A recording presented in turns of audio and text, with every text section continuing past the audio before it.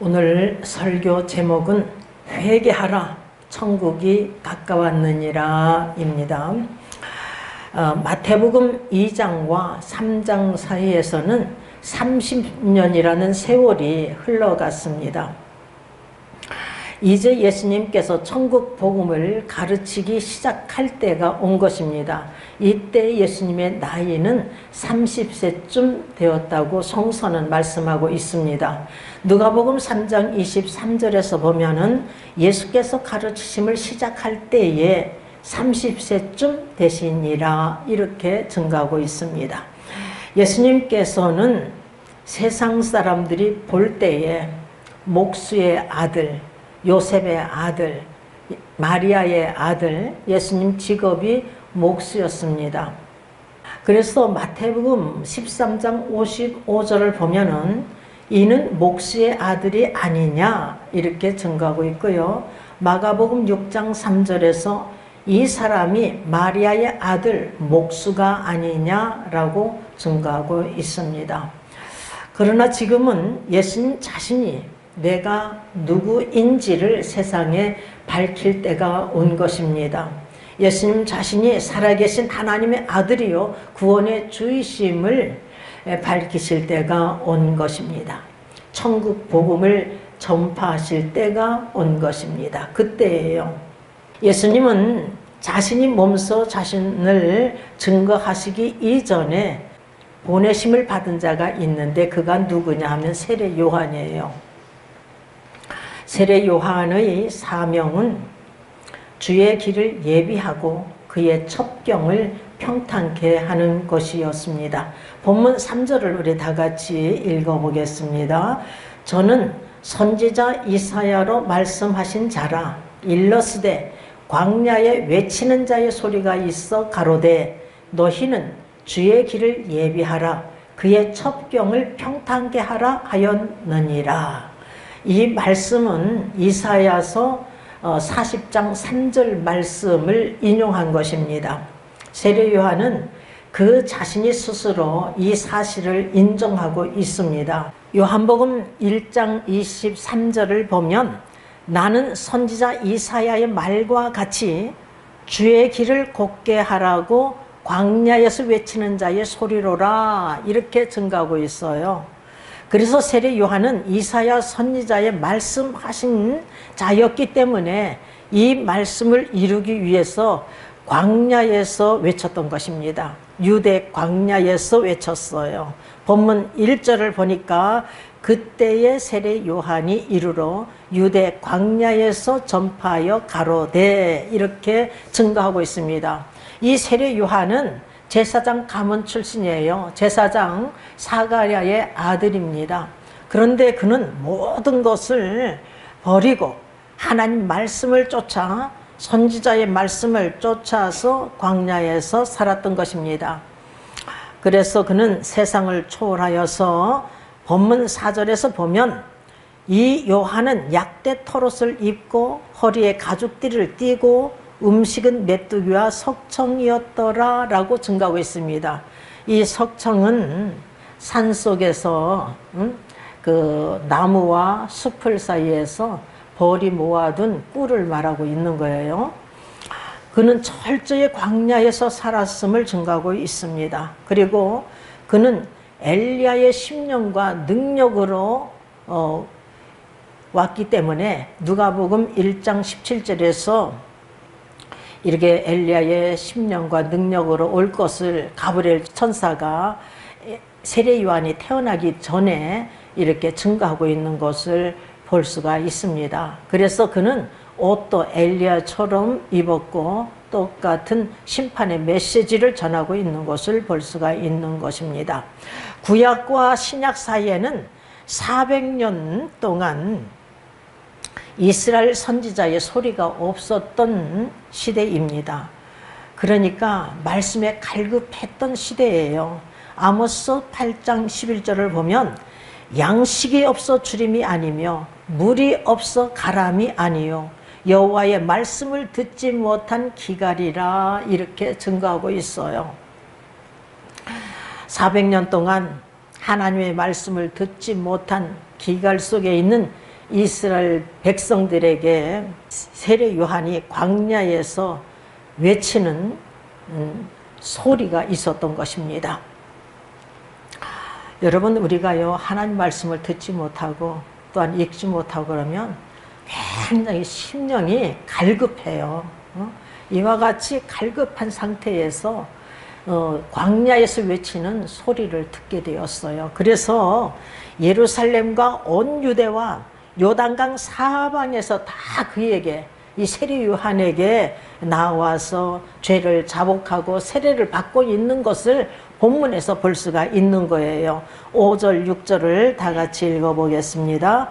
이때에 예루살렘과 온 유대와 요단강 사방에서 다 그에게 나와 자기들의 죄를 자복하고 요단강에서 그에게 세례를 받더니, 이렇게 증거하고 있습니다.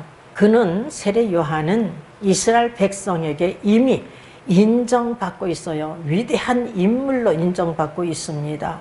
혹시 메시아가 아닌가, 그리스도가 아닌가 이렇게 생각할 정도예요. 그래서 유대인들이 예루살렘에서 제사장들과 레위 사람들을 세례 요한에게 보내요. 내가 누구냐? 이렇게 질문을 해요. 이때에 세례 요한이 나는 그리스도가 아니다, 이렇게 증거하는 내용이 요한복음 1장 19절에서 20절에 기록이 되어 있어요. 그러니까 내가 누구냐, 이 질문은 내가 그리스도냐 이렇게 질문하고 있는 거예요. 그래서 나는 그리스도가 아니다, 이렇게 대답을 하고 있는 것을 볼 수가 있습니다. 이렇게 메시아가 아닌가 할 정도로 위대한 자로 인정을 받고 있는 것을 볼 수가 있는데, 우리 예수님은 어떠한가 하면은 목수의 아들, 요셉의 아들, 마리아의 아들, 그 직업은 목수였기 때문에 사람들이 인정을 하지 않고 있는 거예요. 그래서 세례 요한은 예수님의 길을 준비하고 주의 첩경을 평탄케 하기 위해서 보냄을 받은 자입니다. 사도 요한은 세례 요한에 대해서 이렇게 증거하고 있어요. 요한복음 1장 6절에서 8절 말씀을 읽어보겠습니다. 하나님께로서 보내심을 받은 사람이 났으니 이름은 요한이라. 이 요한은 사도 요한이 아니라 세례 요한을 가리키는 거예요. 저가 증거하러 왔으니 곧 빛에 대하여 증거하고 모든 사람으로 자기를 인하여 믿게 하려 함이라. 그는 이 빛이 아니요 이 빛에 대하여 증거하러 온 자라 라고 증거하고 있습니다. 여러분, 우리들도 하나님의 보내심을 받은 자들이에요. 빛 대신 예수 그리스도를 증거하라고 보내심을 받은 자라는 것을 우리는 명심해야 돼요. 우리가 예수 그리스도를 믿을 때에 성령을 받은 하나님의 자녀들은 빛 대신 예수 그리스도를 증거해야 되는 것입니다. 그래서 우리로 인하여서 많은 사람들이 예수 그리스도를 믿게 하기 위해서 우리가 하나님의 보내심을 받은 자들인 거예요. 광야에서 외친 세례 요한의 증거가 무엇인가? 첫 번째는 회개하라, 천국이 가까웠느니라고 증가하고 있습니다. 본문 2절을 다 같이 봉독하겠습니다. 회개하라, 천국이 가까웠느니라 하였으니, 이렇게 증가하고 있습니다.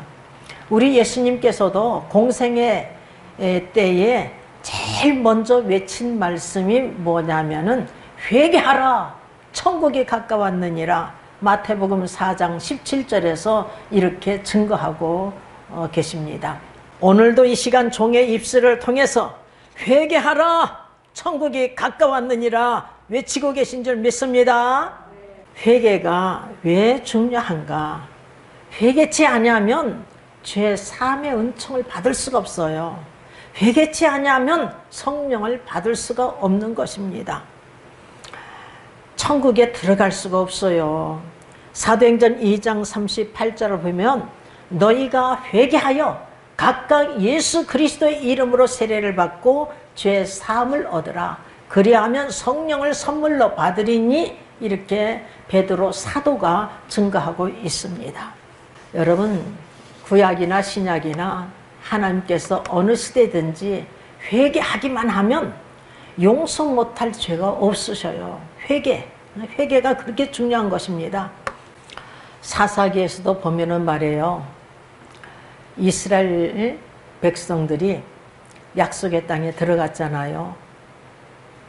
그런데 이스라엘 백성들이 하나님을 잊어버리고 헛된 신들을 섬겼어요. 하나님 목전에서 바알들을 섬기고 아세라를 섬기고, 그러니까 하나님께서 진노하셔서 메소포타미아 왕에게 팔아버렸어요. 그래가지고 메소포타미아 왕을 8년 동안 섬겨요. 날이 가면 날이 갈수록 그 고통스럽잖아요. 그러니까 하나님께 부르짖어 간구했어요.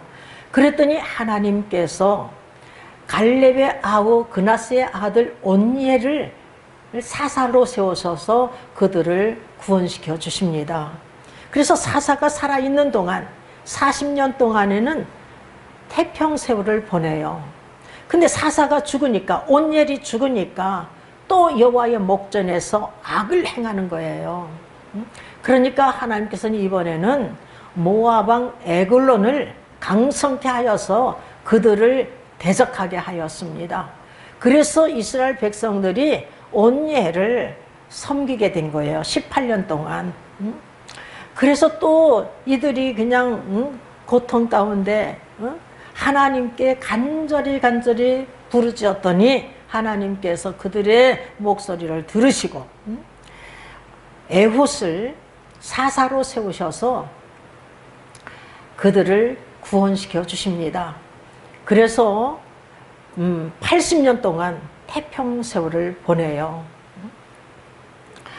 그런데 이 에훗이 또 죽고 나니까 그 이전에 삼갈이란 사자가 있긴 있었어요.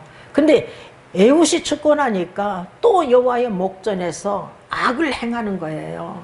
그래서 이번에는 하나님께서 가나안 왕 야빈의 손에 이들을 팔아버렸던 것입니다. 이 야빈은 철병거가 900대나 있었어요. 이스라엘 백성에게는 철병거가 한 대도 없는데 900대나 갖고 있으면서 이스라엘 백성들을 심히 학대를 하는데 20년 동안 학대를 하였던 것입니다. 그래서 이들이 고통 가운데 견디다 못해서 하나님께 부르짖어 간구하니까 하나님께서 또한 라피도스의 아내 드보라 선지자를 사사로 세워가지고 그들을 구원시켜 주셔요. 이렇게 사사기 전체는요, 이들이 하나님 목전에서 악을 행하면 하나님께서 징계하시고, 또한 이들이 견디다 못해서 하나님께 부르짖어 간구하면 하나님께서 한 사사 구원자를 세워가지고 그들을 구원시키고 있는 내용이 반복되고 있는 것을 우리는 볼 수가 있습니다. 여러분, 므낫세 왕 같은 사람이 어디 있겠어요?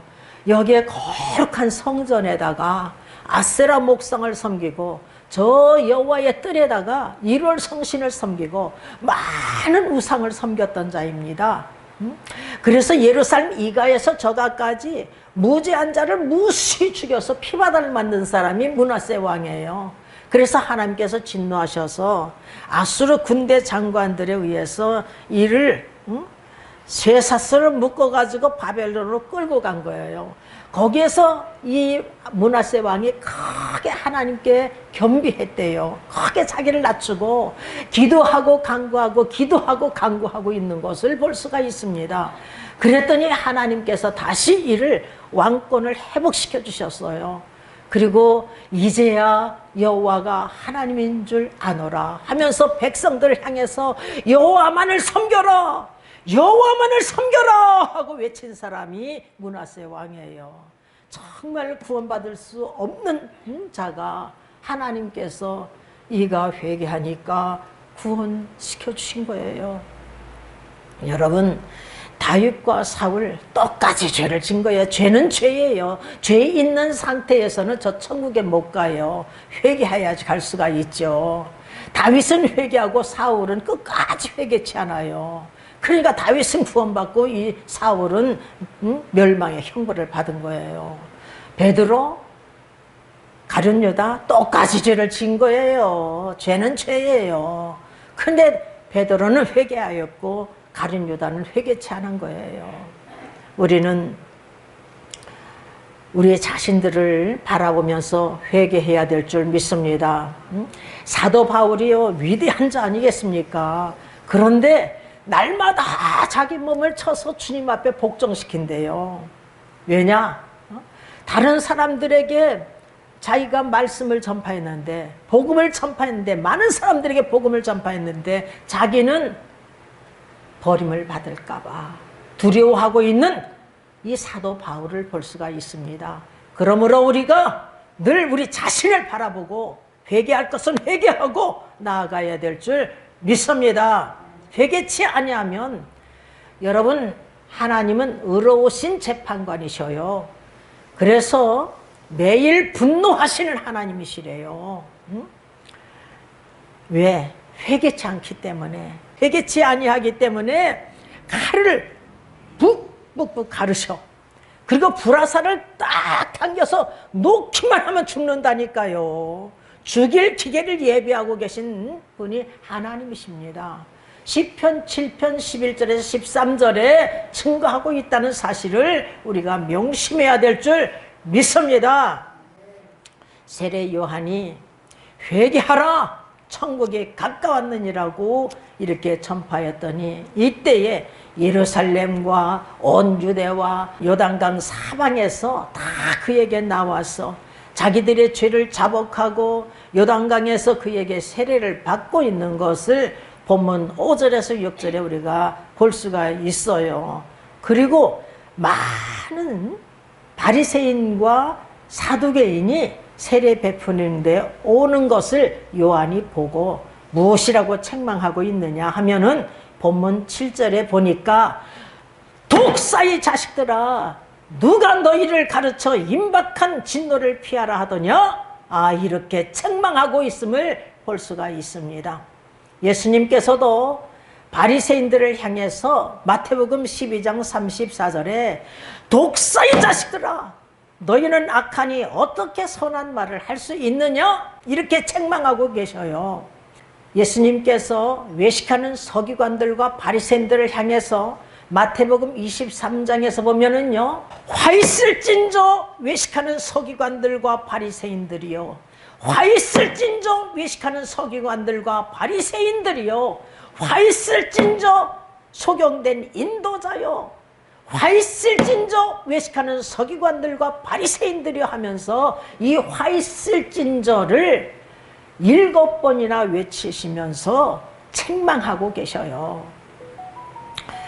마태복음 23장 33절에서 보면은 예수님께서 뱀들아, 독사의 새끼들아, 너희가 어떻게 지옥의 판결을 피하겠느냐 하고 책망하고 계심을 볼 수가 있습니다.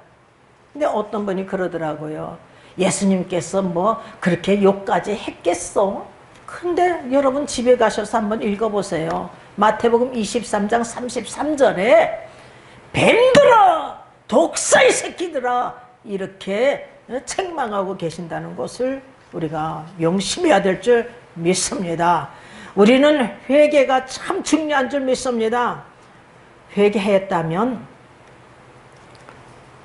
우리가 회개에 합당한 열매를 맺어야 되거든요.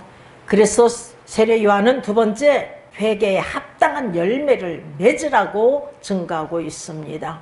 본문 8절을 보니까 그러므로 회개에 합당한 열매를 맺고 이렇게 증거하고 있습니다. 세례 요한이 강조하는 것은 회개, 죄를 자복하였다면 행함의 열매가 있어야 한다는 것입니다. 여러분, 우리가 회개했는지 어떻게 합니까? 회개에 합당한 열매를 맺었는지 보면 아는 거예요. 그 열매로 알 수가 있는 것입니다. 그래서 마태복음 7장 우리가 15절에서 20절을 한번 읽어보겠습니다. 거짓 선자들을 삼가하라. 양의 옷을 입고 너희에게 나오나 속에는 노략질하는 일이라. 그의 열매로 그들을 알지니 가시나무에서 포도를 또는 엉겅퀴에서 무화과를 따겠느냐. 여러분, 포도나무에서는 포도 열매가 맺고 무화과 나무에서는 무화과 열매를 맺어요. 좋은 나무가 나쁜 열매를 맺을 수 없고 못된 나무가 아름다운 열매를 맺을 수 없느니라. 아름다운 열매를 맺지 아니하는 나무마다 찍혀 불에 던지우느니라. 이러므로 그의 열매로 그들을 알리라 라고 말씀하고 있어요. 여러분, 콩 심은데 콩 나고 팥 심은데 팥 나잖아요. 그렇죠? 우리는 회개하고 합당한 열매를 맺어야 될 줄 믿습니다. 그 열매로 우리가 천국 갈자, 지옥 갈자 알 수가 있는 거예요. 자, 여기서 우리가 구절을 한번 읽어보겠습니다. 속으로 아브라함이 우리 조상이라고 생각지 말라. 내가 너희에게 이르노니 하나님이 능히 이 돌로도 아브라함이 자손이 되게 하시리라. 이렇게 말씀하고 있어요. 유대인들은 자기들이 아브라함의 자손이기 때문에 하나님의 선택받은 성민이라고 자부하고 있는 자들이거든요. 하나님의 백성인 것을 자부하는 자들이에요. 그런데 속으로 아브라함이 우리 조상이라고 생각지 말라. 내가 너희에게 이르노니 하나님이 능히 이 돌로도 아브라함의 자손이 되게 하시리라. 여러분, 말씀으로 우주 만물을 창조하신 분이 못하실 것이 뭐가 있겠어요. 그렇죠?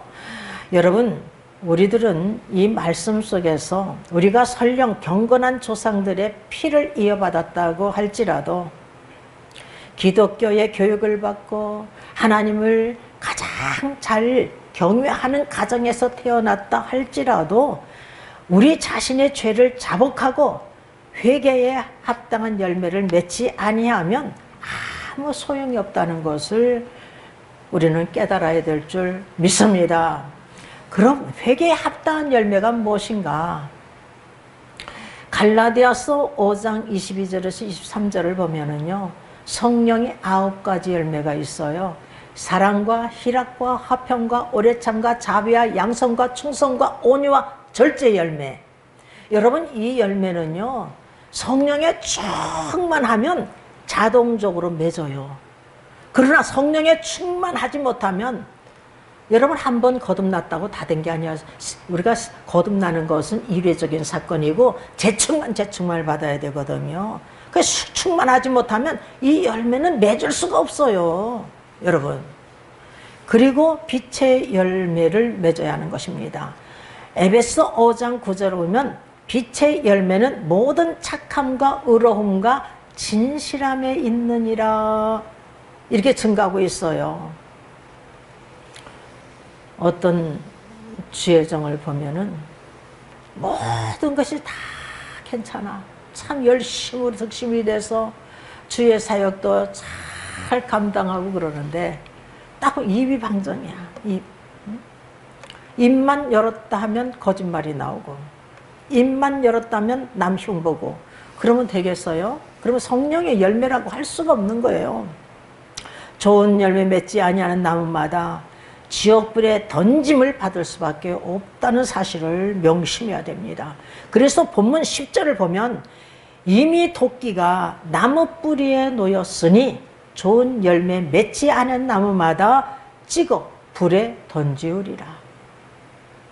예수님께서도요, 마태복음 7장 19절에서 보면 아름다운 열매를 맺지 아니하는 나무마다 찍혀 불에 던지우니라 라고 말씀하고 계셔요. 오늘 본문 12절을 한번 읽어보겠습니다. 손에 키를 들고 자기의 타작마당을 정하게 하사 알곡은 모아 곳간에 들이고 쭉정이는 꺼지지 않는 불에 태우시리라. 이렇게 증가하고 있어요. 여러분, 하나님은 사랑의 하나님이시지만 또 한편 하나님은 심판의 하나님이셔요. 이 심판이 뭐 유대인이냐 유대인이 아니냐로 구별되는 것이 아니라 좋은 열매를 맺느냐 나쁜 열매를 맺느냐에 따라서 천국에 들어가느냐 지옥에 들어가느냐 이렇게 결정이 되는 것입니다. 그러므로 우리는 아름다운 열매, 좋은 열매, 알곡만 맺어야 될 줄 믿습니다. 열매를 보면 알 수 있다고 그랬잖아요. 과거에 아무리 좋은 열매를 맺었다 해도 소용이 없어요. 지금 현재가 중요한 것입니다. 지금 현재 믿음이 중요한 거예요. 믿노라 하면서 행함이 없는 믿음은 죽은 믿음이라고 하잖아요. 행함의 열매를 맺어야 하는데 행함의 열매를 맺지 못하면 죽은 믿음. 그래서 야고보서 2장 17절에 행함이 없는 믿음은 죽은 것, 그 자체가 죽은 것이라고 증거하고 있고, 야고보서 2장 26절에서 보면 영혼 없는 몸이 죽은 같이 행함이 없는 믿음은 죽은 것이라고 말씀하고 있습니다. 우리는 행함이 따르는 산 믿음의 사람만 다 되시기를 주님의 이름으로 축원합니다. 예수님께서 재림하시는 것은 우리는 언제 재림하실지는 알 수가 없어요. 그러나 예수님은 도적같이 오신대요. 도적이 몇 년, 몇 월, 며칠에 내가 도둑질하러 간다 이러지 않잖아요. 도적같이 오신다는 거예요. 하나님의 시간은 천년이 하루 같고 하루가 천년 같은 시간이라고 베드로 사도가 증거하고 있습니다. 그런데 하나님께서 지금도 오래 참고 기다리시거든요. 왜 기다리시는가 하면은 창세전에 그리스도 안에서 택함 받은 자, 창세전에 그리스도 안에서 택함 받은 자들이 한 사람도 빠짐없이 다 회개하고 돌아오게 하기 위해서 지금도 하나님께서 오래 참고 계시는 거예요. 아무도 멸망받지 않고 다 회개하고 돌아오게 하기 위해서 지금도 참고 기다리신다니까요. 우리가 그 말씀을 한번 보겠습니다. 베드로후서 3장 8절에서 10절 말씀을 읽겠습니다. 사랑하는 자들아, 주께는 하루가 천년 같고 천년이 하루 같은 이 한 가지를 잊지 말라. 주의 약속은 어떤 일이 더디다고 생각하는 것 같이 더딘 것이 아니라 오직 너희를 대하여 오래 참으사 아무도 멸망치 않고 다 회개하기에 이르기를 원하시느니라 라고 생각하겠습니다. 여기서 아무도는요, 이 세상 사람이 다가 아니에요. 창세전에 그리스도 안에서 택함 받은 자들 한 사람도 빠짐없이 멸망치 않고 다 회개하기에 이르기 위해서 우리 하나님께서 지금도 참고 기다리시는 거예요. 하나님께서 화가 나셔서 지금 당장 예수님을 보내신다면 여러분, 우리 가운데도 저 천국에 들어가지 못할 자가 있어요. 그래서 하나님께서 지금 오래 참고 기다리시는 거예요. 창세전에 그리스도 안에서 택함 받은 자 한 사람도 빠짐없이 회개하고 돌아오게 하기 위해서 지금도 참고 기다리시는 거예요. 우리는 회개했다면 회개에 합당한 열매를 맺어야 될 줄 믿습니다. 세 번째는 세례 요한은 그리스도를 자기보다 능력이 많으신 분이라고 증거하고 있습니다. 본문 11절을 다 같이 읽어보겠습니다. 나는 너희로 회개케 하기 위하여 물로 세례를 주거니와 내 뒤에 오시는 이는 나보다 능력이 많으시니 나는 그의 신을 들기도 감당치 못하겠노라. 그는 성령과 불로 너에게 세례를 주실 것이요 라고 증거하고 있습니다. 여기에 보면은 내 뒤에 오시는 이 누구예요? 예수 그리스도입니다. 왜 내 뒤에 오시는 이라고 말하고 있느냐 하면은 세례 요한이 예수님보다 6개월 먼저 났거든요. 세례 요한은 내 뒤에 오시는 이 예수 그리스도는 자기보다 능력이 많은 분이라고 증거하고 있습니다. 그래서 나는 그의 신을 들기도 감당치 못하겠노라 이렇게 고백을 하고 있어요. 여러분, 그때 당시에 신을 벗거나 신을 때 끈을 푸는 것을 원래 종들이 하는 일이었고, 그 종들은 주인의 신을 종종 들고 다니기도 했다고 이 주석에서 읽어볼 수가 있었습니다. 그러므로 세례 요한은 비천한 존재로 자신을 비추고 있는 거예요. 자기를 낮추고 있는 것입니다. 요한복음 3장 30절을 보면은 그는 흥하여야 하겠고 예수 그리스도는 흥하여야 되겠고 나는 쇠하여야 하리라 이렇게 증거하고 있습니다. 사도 바울은요 고린도전서 10장 31절에서 그런즉 너희는 먹든지 마시든지 무엇을 하든지 다 하나님의 영광을 위하여 하라 라고 증거하겠습니다. 여러분 우리가 먹고 마시든지 하나님 영광을 위해서 먹기도 하고 마셔야 되는 거예요.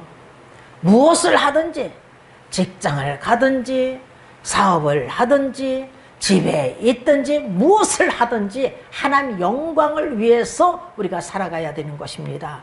여러분 자신을 한번 생각해 보세요. 내가 하나님 영광을 위해서 살아가고 있는가? 내가 무엇을 하든지 하나님 영광을 위해서 살아가고 있는가를 한번 살펴보세요. 빌립보서 1장 2절에서 보면은 살든지 죽든지 내 몸에서 그리스도가 존귀히 되게 하려 하나니 이렇게 사도 바울은 증거하고 있습니다. 그리고 살아도 주를 위하여 살고 죽어도 주를 위하여 죽고 사나 죽으나 주의 것이라는 사도 바울의 고백이 또한 우리의 고백이 되어야 될 줄 믿습니다. 세례 요한은 그리스도께서 성령과 불로 세례를 주실 것을 증거했습니다.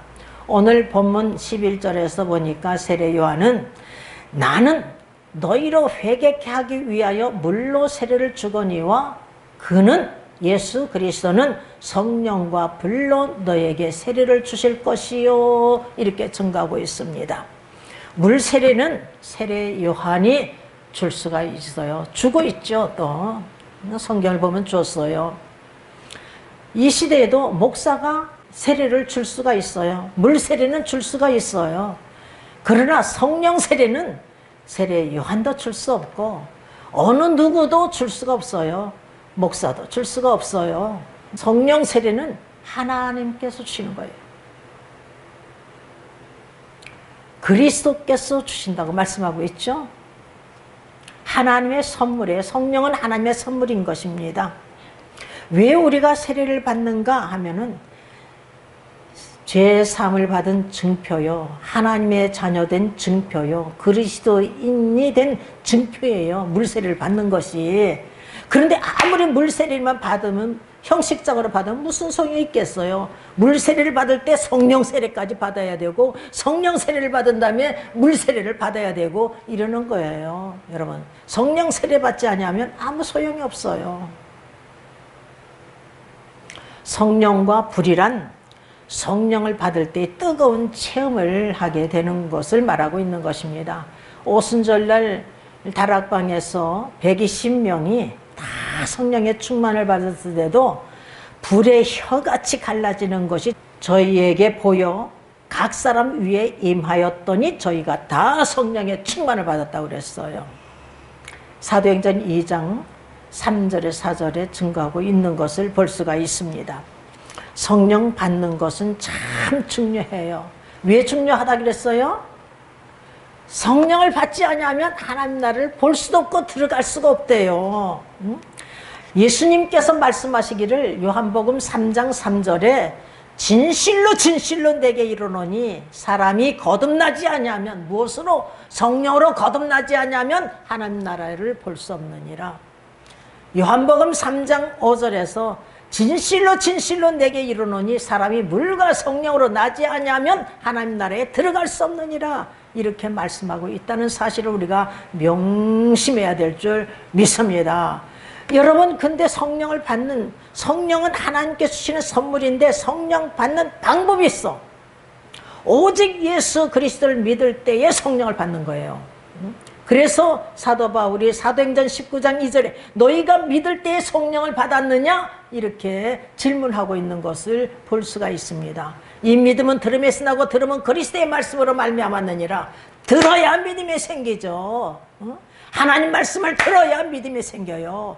그리스도의 말씀, 하나님 말씀, 성경 말씀을 들어야 믿음이 생기는 거예요. 믿을 때에 성령을 다 받아야 될 줄 믿습니다. 성령을 받아야 되는 거예요. 그리고 회개할 때 회개하고 너희가 회개하여 각각 예수 그리스도의 이름으로 세례를 받고 죄사함을 얻으라. 그리하면 성령을 선물로 받으리니. 이렇게 사도행전 2장 38절에 증가하고 있지 않습니까? 그리고 구하고 찾고 문을 두드리면 좋은 것 성령을 주시겠다고 약속하고 계셔요. 구하라 그러면 주실 것이요, 찾으라 그러면 찾을 것이요, 문을 두드리라 그러면 열릴 것이니 구하는 자가 얻을 것이요 찾는 자가 찾을 것이요 문을 두드리는 자에게 열릴 것이니라. 어느 누가 자식이 떡을 닮아 돌을 주며 생선을 닮아 뱀을 주겠느냐. 악한 자일지라도 자식에게 좋은 것을 줄 줄 알거든 하물며 하늘에 계신 너희 아버지께서 구하는 자에게 좋은 것을 주시지 않겠느냐. 마태복음 7장 7절에서 11절 말씀입니다. 누가복음 11장 13절에서는 구하는 자에게 성령을 주시지 않겠느냐고 말씀하고 있어요.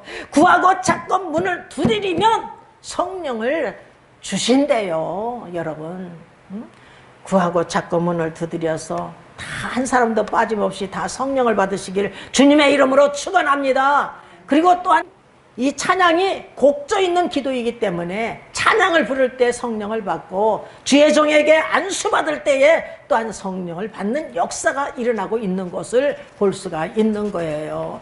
우리가 참으로 성령을 받고 성령의 열매, 성령의 열매가 주렁주렁 맺는 귀한 역사만 일어나시길 주님의 이름으로 축원합니다. 아멘. 여러분, 우리가 한 가지, 세례 요한이 말해요. 이 세상에서는 여자가 난 자 중에 가장 큰 자래요. 근데 저 천국에 가면 지극히 작은 자일지라도, 극히 작은 자라도 세례 요한보단 크대요. 그러니까 저 천국에서는 가장 작은 자가 누구냐 하면은 세례 요한이야. 그 이유가 무엇인 줄 아십니까? 그 이유가 의심하였기 때문이에요. 의심. 자기가 옥에 갇혀 있어요. 그런데 예수님께서 자기를 끄집어내 줄 아는데 끄집어내 주지 않는 거예요. 예수님께서 오지도 않는 거예요.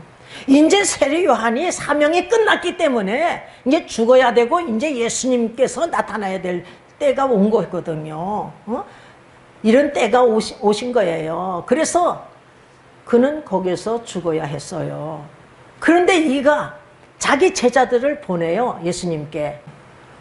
오실 그이가 당신이십니까? 우리가 다른 일을 기다려야 합니까? 이렇게 질문을 하고 있는 것을 볼 수가 있습니다.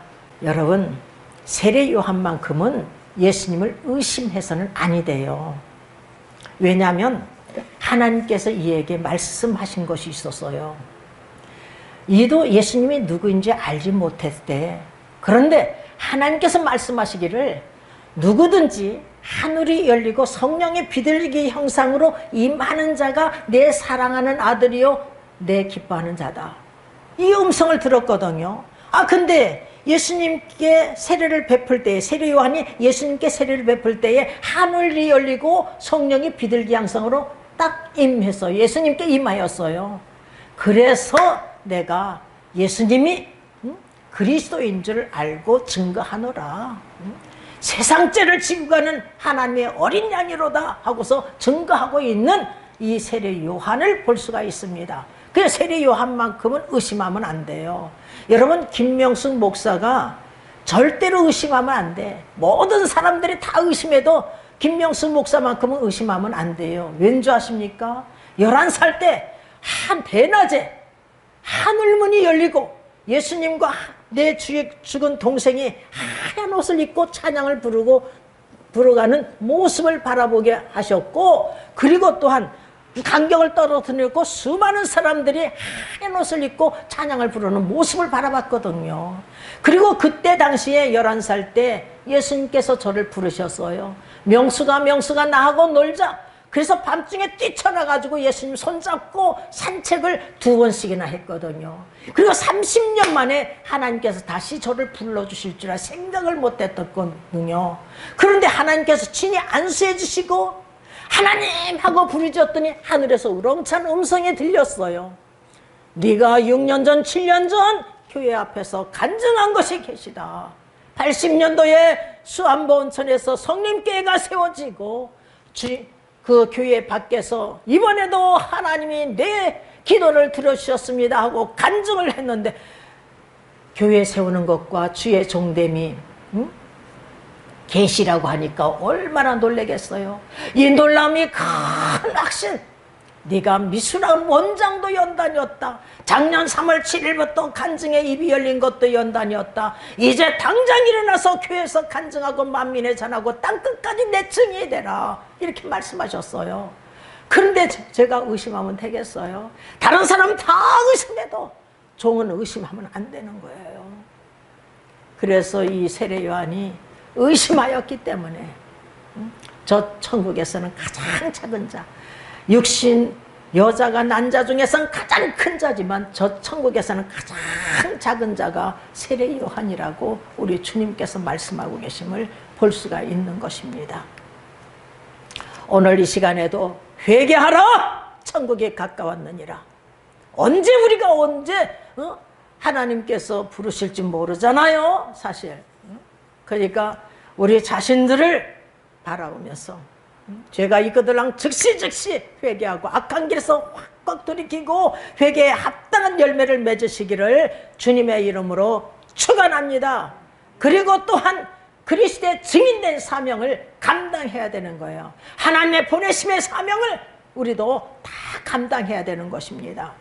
그래서 우리 한 사람 한 사람을 통해서 많은 사람들이 구원의 역사가 일어나기를, 예수 그리스도를 믿게끔 하기 위해서 우리를 먼저 보내셨다는 사실을 명심하고 이 보내심의 사명 잘 감당하는 귀한 그릇들 다 되시기를 주님의 이름으로 축원합니다. 아멘.